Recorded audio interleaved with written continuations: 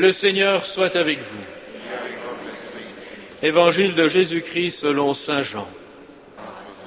Alors les enfants, on prend son pouce, comme si on faisait du stop, et puis on va faire une petite croix sur le front. Je veux comprendre ta parole. Sur la bouche, je veux goûter ta parole. Sur le cœur, je veux garder ta parole comme un trésor. En ce temps-là, voyant Jésus venir vers lui, Jean le Baptiste déclara : Voici l'agneau de Dieu qui enlève le péché du monde. C'est de lui que j'ai dit : L'homme qui vient derrière moi est passé devant moi, car avant moi il était. Et moi je ne le connaissais pas, mais si je suis venu baptiser dans l'eau, c'est pour qu'il soit manifesté à Israël. Alors Jean rendit ce témoignage. J'ai vu l'Esprit descendre du ciel comme une colombe, et il demeura sur lui. Et moi je ne le connaissais pas. Mais celui qui m'a envoyé baptiser dans l'eau m'a dit : Celui sur qui tu verras l'Esprit descendre et demeurer, celui-là baptise dans l'Esprit Saint. Moi j'ai vu, et je rends témoignage, c'est lui, le Fils de Dieu. Pour faire connaissance avec quelqu'un, il faut d'abord être en présence l'un de l'autre. Et puis souvent, qu'est-ce qu'on fait ? On est deux personnes qui ne se connaissent pas, qui tout à coup se rencontrent. Qu'est-ce qu'on fait ? Qu'est-ce qu'on se dit d'abord ? Ouais. On se dit bonjour, très bien. On peut se serrer la main. Mais là, on est encore des inconnus l'un pour l'autre. Oui. Voilà, on demande comment on s'appelle. On dit son nom. Et le nom, il est important. On n'en a qu'un. Et c'est comme ça que l'on nous reconnaît. Alors, si on sait déjà le nom, on n'est plus tout à fait des anonymes. Ça, tu as aussi une idée. On apprend à se connaître très bien. Un grand auteur que beaucoup connaissent, Antoine de Saint-Exupéry, il a raconté une belle histoire, celle d'un petit prince qui voulait devenir l'ami d'un renard. Et le renard lui fait découvrir que s'il veut être l'ami, il faut prendre le temps de l'apprivoiser. Alors on dit ce verbe-là pour les animaux habituellement, mais Antoine de Saint-Exupéry fait comprendre que les êtres humains aussi, ils doivent prendre un peu le temps de s'apprivoiser pour commencer à se connaître mieux, pour ne plus être des anonymes les uns pour les autres.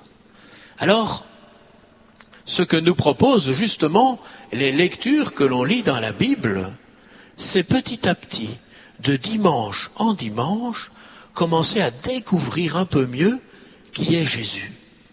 Parce que s'apprivoiser, comme disait Antoine de Saint-Exupéry, ça prend du temps. Quand je connais le nom de quelqu'un et même son adresse, son métier ou l'école où il va, je ne connais pas encore grand-chose de lui. Pour s'apprivoiser, pour devenir des amis, il faut du temps.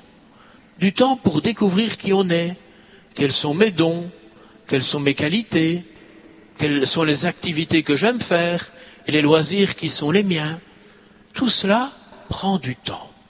Pour faire connaissance avec Jésus, il faut aussi du temps. Alors vous avez découvert, les enfants, la belle figure de Saint Paul. Mais il ne s'est pas toujours appelé Paul. Comment est-ce qu'il s'appelait avant ? Ouais, Saul, très bien. Il s'appelait Saul. Est-ce que Saul était un copain des chrétiens ? Non. Alors qu'est-ce qu'il faisait même Saul par rapport aux chrétiens ? Ouais. Il les mettait en prison. Il les persécutait. Donc Saul, c'est quelqu'un qui est un bon juif, hein ? Il est fidèle à sa religion. Et il croit que s'il veut être fidèle à sa religion jusqu'au bout, il faut combattre ceux qui ne pensent pas comme lui. Et il voit les chrétiens comme des ennemis. Mais Jésus l'a rattrapé. Comment est-ce qu'il a rattrapé Jésus ? Il a vécu une rencontre avec Jésus, Saul. Et je vais redire les mots que tu as dit. Et vous savez où c'était cette rencontre de Jésus avec Saul ? Voilà, sur la route de Damas. Et comme tu as très bien dit, il était ébloui d'une lumière. Il a découvert que c'était Jésus ressuscité lui-même qu'il rencontrait. La lumière était tellement vive qu'il en est resté aveugle un certain temps. Et puis, il a changé de nom, il est devenu Paul. Et lui qui avait persécuté les chrétiens, il avait été touché au cœur par Jésus, qui lui avait dit « Pourquoi me persécutes-tu » Et le message de Jésus l'a tellement bouleversé que sa vie en a été totalement retournée. Et lui, qui poursuivait les chrétiens pour les mettre en prison, comme tu as dit, tout à coup devient un apôtre lui aussi. C'est étonnant parce qu'il n'était pas dans le groupe des 12. Il fonde des communautés chrétiennes.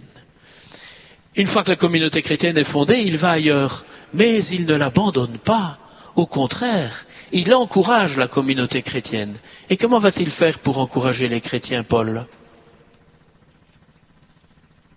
Qu'est-ce qu'il fait, Paul, pour encourager les chrétiens? Il leur envoie un texto, un email. Non? Ils sont sur Facebook. Non, c'est pas ça. Vas-y. Qu'est-ce qu'il fait? Il leur écrit des lettres. Très bien. Et effectivement, ce n'est pas l'époque du texto, hein. Alors vous avez vu, c'était pas « Salut, tu vas bien ?» On a entendu le début de la lettre aux Corinthiens, qu'on nous a très bien lu. Et dans cette lettre, il dit des choses déjà importantes, rien qu'en saluant ceux à qui il écrit. Il écrit, dit-il, au sein de l'église de Corinthe. Il appelle les chrétiens des saints. Alors ils ne sont pas tous sur des statues dans leur bâtiment, hein. L'être saint, c'est la vocation de tout chrétien. Nous sommes tous appelés à devenir des saints. Et Paul l'a bien compris.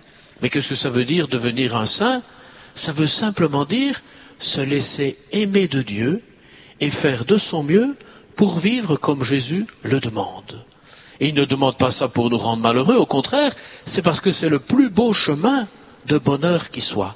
Vivre l'évangile, vivre l'amour à la manière de Jésus. Eh bien, Paul, il dit ça aux chrétiens de Corinthe. Vous êtes déjà des saints, mais ce n'est pas encore accompli. La graine de sainteté, elle est mise dans le cœur de tous les chrétiens. Mais il faut la faire pousser, comme le jardinier fait pousser la semence dans son jardin. Et pour la faire pousser, il y a différents moyens. Il y a la prière, qui nous rapproche de Jésus. Ces moments que nous prenons pour être en cœur à cœur avec lui. Il y a l'Eucharistie, où nous pouvons recevoir la communion, Jésus qui vient demeurer en nos cœurs. Il y a sa parole, par laquelle il nous guide et nous conduit. Et puis, il y a l'amour des autres, il y a les services que je peux rendre, il y a l'attention que je porte à chacun, mon souci de faire le bien au quotidien. Voilà le beau chemin par lequel je peux faire grandir cette semence de sainteté en moi. Alors ne l'oublions pas, nous avons tous la vocation à être saints. Saint Paul le fait découvrir aux chrétiens de Corinthe et à travers eux à nous tous, mais c'est une semence en nos cœurs, à nous de la faire pousser.